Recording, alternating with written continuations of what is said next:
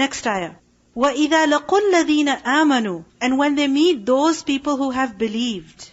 لَقُوا, from the root letters, lam, qaf, ya, laqiya. Laqiya is to meet someone, to come across someone. So when the hypocrites meet the believers, when they come across them, what is their reaction?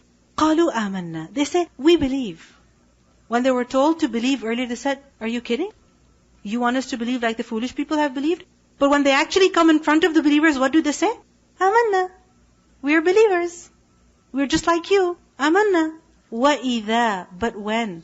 خَلَوْا إِلَى شَيَاطِينِهِمْ. When they're alone with their shayateen. خَلَوْ is from the root letters khalam waw. And khala is to be empty, to be alone.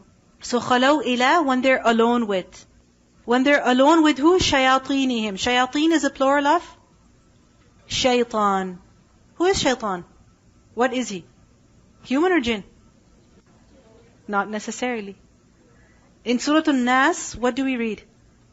قُلْ أَعُوذُ بِرَبِّ النَّاسِ مَلِكِ النَّاسِ إِلَهِ النَّاسِ مِنْ شَرِّ الْوَسْوَاسِ الْخَنَّاسِ الَّذِي يُوَسْوِسُ فِي صُدُورِ النَّاسِ مِنَ الْجِنَّةِ وَالنَّاسِ. So shayateen are from among people as well as jinn. Doesn't mean that the shaitan human being is some weird kind of a human being. No. Shaitan is who? Shaitan is a rebellious creature. Someone who is rebellious to Allah subhanahu wa ta'ala. Is not obedient and very proud of disobeying.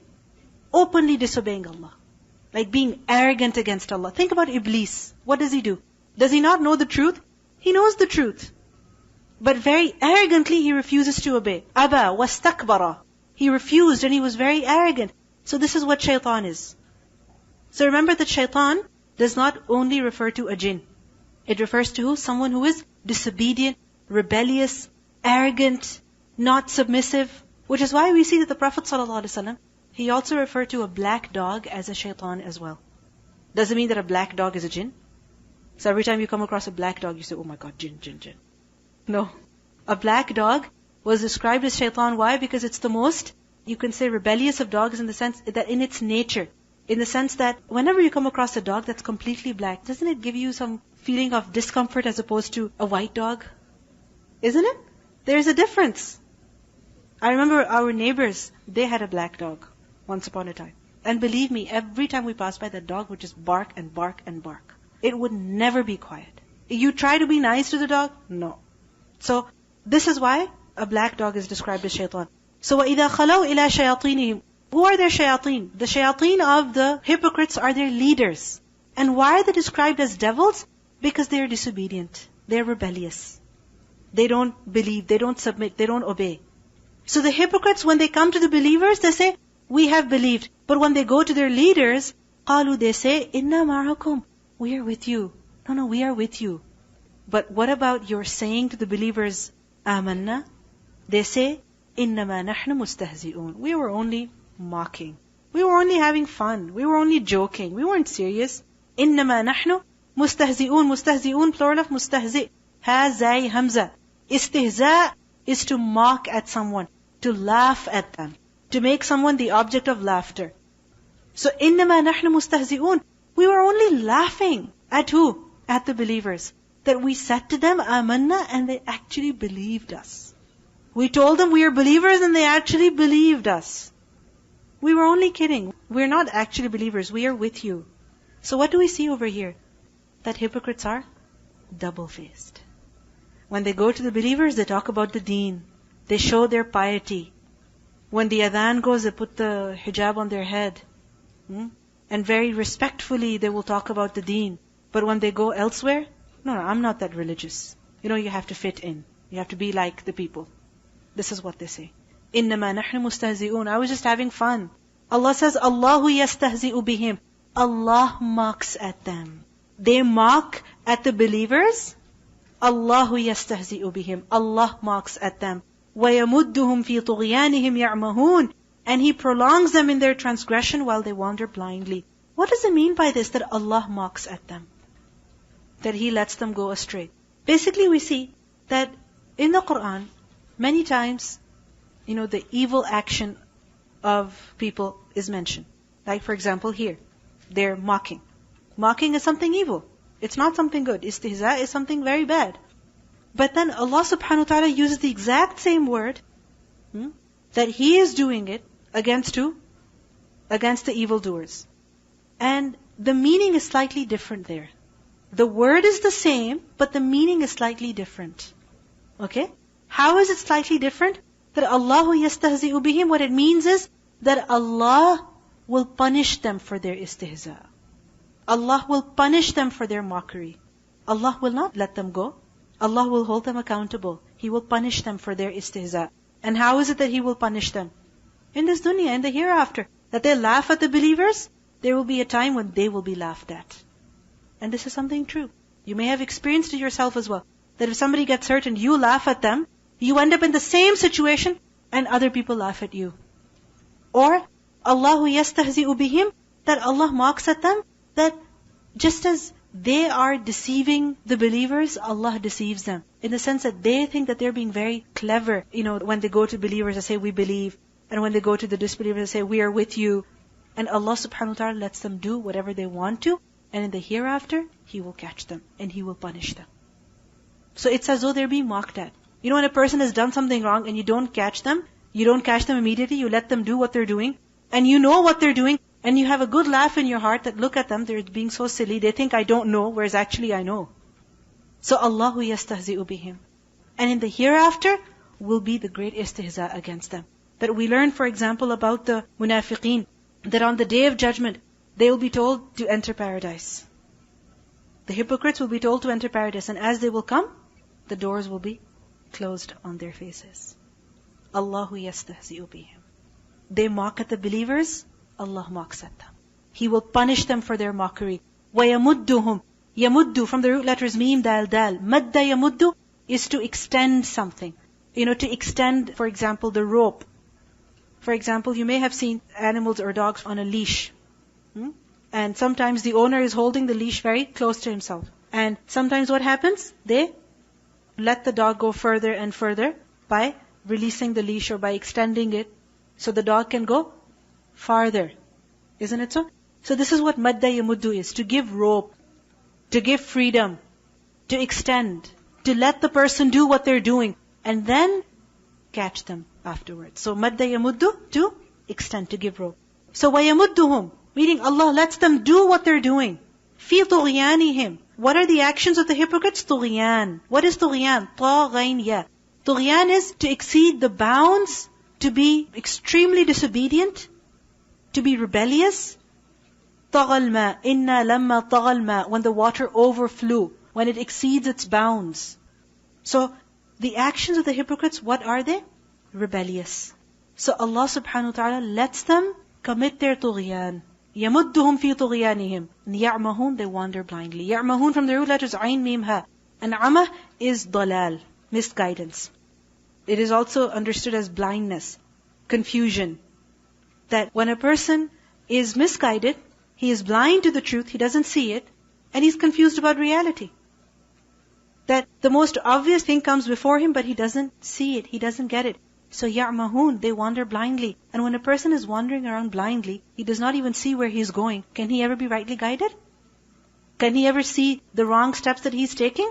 Never. Ya'mahun. What do we learn in these ayat?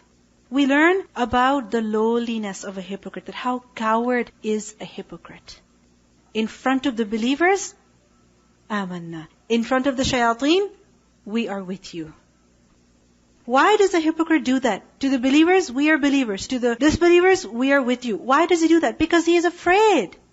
He doesn't have any confidence. He doesn't have any confidence, which is why he becomes just as the rest of the people are when he is with them. What do we think? Do in Rome as the Romans do. Become like the people. Don't have your own identity. Don't have your own ways. Just start imitating other people. Just become like them. Who does this? A person who is a coward, who doesn't want to stand out, who's not firm about what he's doing. So a hypocrite is so afraid of the believers that he says, amanna. And when he goes to the shayateen, inna ma'akum. Because he doesn't want to get into trouble. He doesn't want to suffer. He doesn't want to suffer, and he wants to enjoy, everywhere he goes. He wants to enjoy benefits from all sorts of people. Selfish, a coward, a liar, two-faced, deceitful.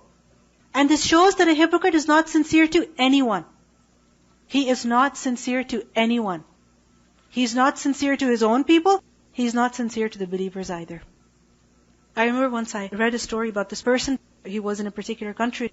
He applied for work somewhere, and the boss had an interview with him. He called him for an interview and he asked him a number of questions. And he asked him, "Are you a Muslim?" The boss asked the person, "Are you a Muslim?" He said, "Yeah, I am a Muslim." He said, "Do you pray?" So he was quite shocked. Why is he asking me about my prayer when he himself is not a Muslim? You know, Muslim would be concerned about your prayer, isn't it? But him being a non-Muslim is asking him, "Do you pray?" And when he was asked that, "Why are you asking me?" He said that, "I want to know whether this person is loyal to his Lord. If he is loyal, if he is honest with his Lord, he will be honest with me.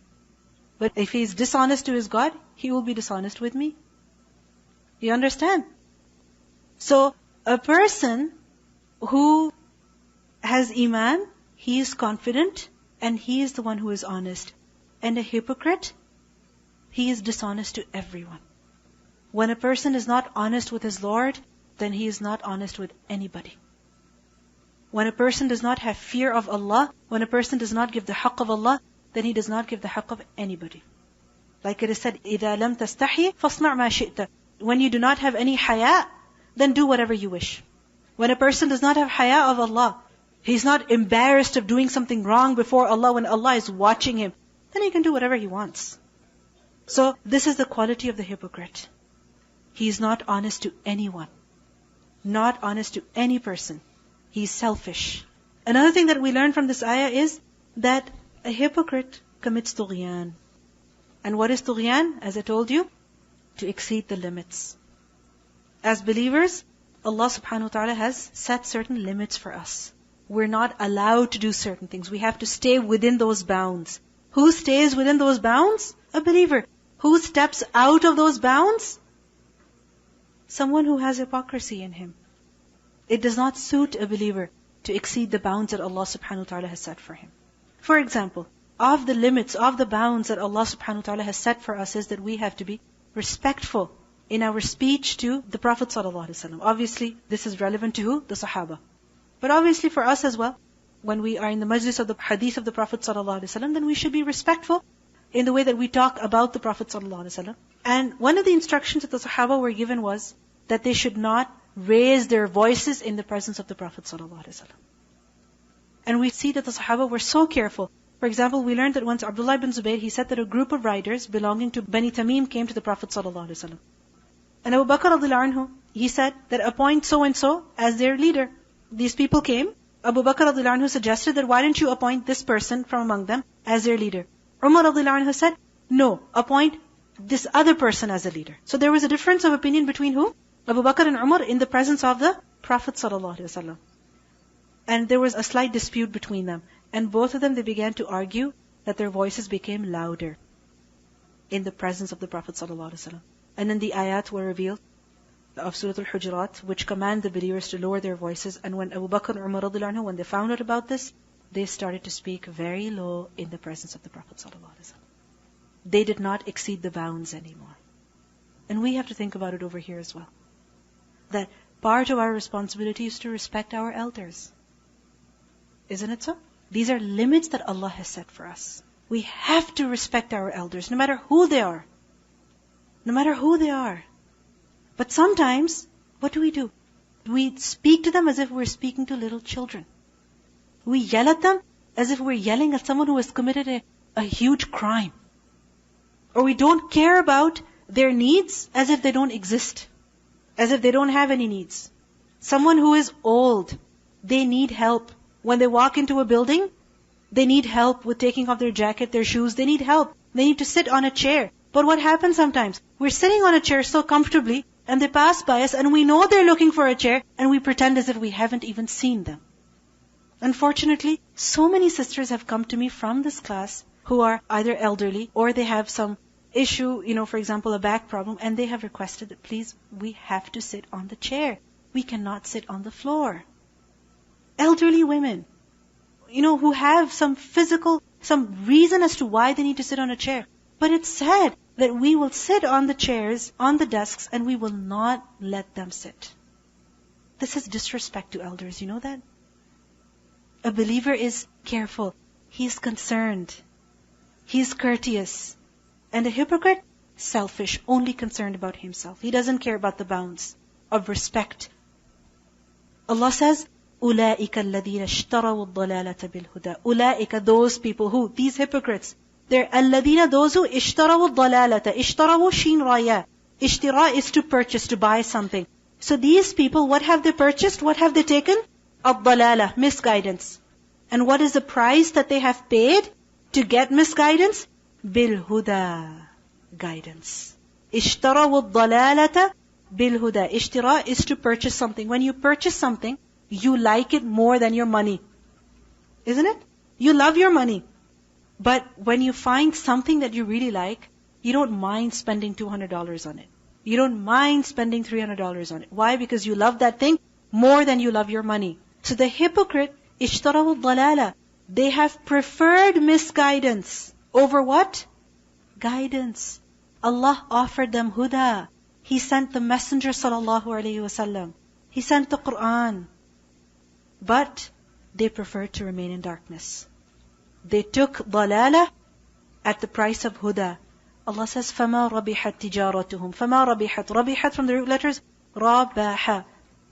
Ribh, which is profit, to gain profit. And tijara, ta jim ra.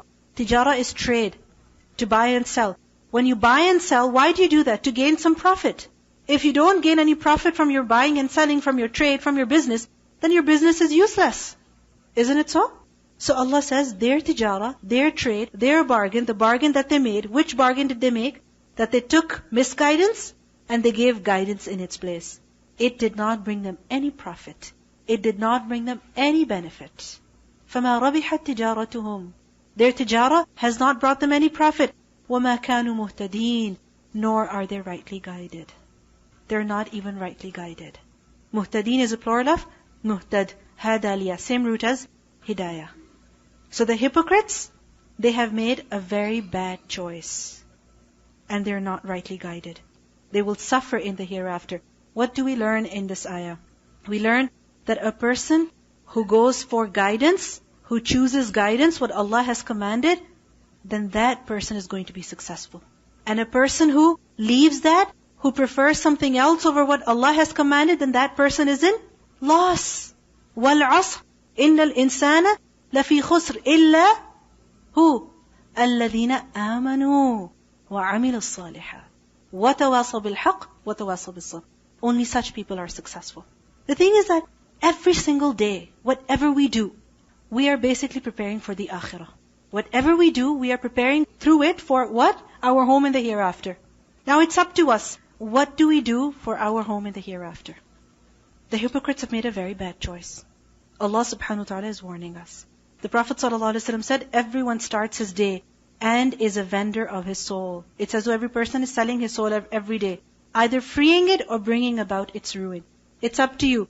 What you do in a day could either free you for eternity in Jannah, or it could bring you to ruin. And it's with our actions. So we have to become very careful in the choices that we make. Can I give you some homework? As you memorize your word to word, as you do your homework, you review your lesson, I want you to make a list of the traits of a hypocrite. Alright? And this is not so that we look at other people, but so that we keep checking ourselves. Okay? I want you to bring that list tomorrow, and inshallah we will go over it. Every single one of you, whatever you learn from the verses, okay? سبحانك اللهم وبحمدك نشهد أن لا إله إلا أنت نستغفرك ونتوب إليك